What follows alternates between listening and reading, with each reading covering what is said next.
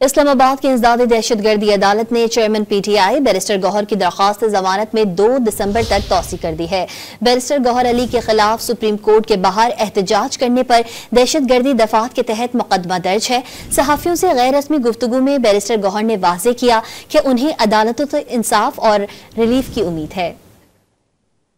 सामने जो एक एहतजाज हुआ था और आदिया के लिए हुआ था, 26 अमेंडमेंट जिस वक्त होने जा रही थी उस वक्त हुआ था, ये उसका एक केस है और आज की डेट हो गई है 2 दिसंबर के लिए। इंशाल्लाह ताला इंसाफ होगा। हमें अदालतों पे एतमाद भी है, इनका एहतराम भी है।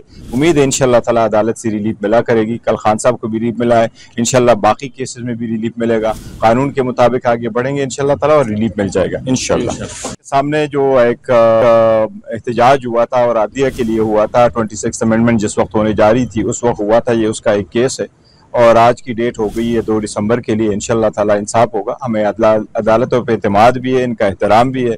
उम्मीद है इंशाल्लाह ताला अदालत से रिलीफ मिला करेगी। कल खान साहब को भी रिलीफ मिला है, इंशाल्लाह बाकी केसेस में भी रिलीफ मिलेगा। कानून के मुताबिक आगे बढ़ेंगे इंशाल्लाह ताला और रिलीफ मिल जाएगा इंशाल्लाह।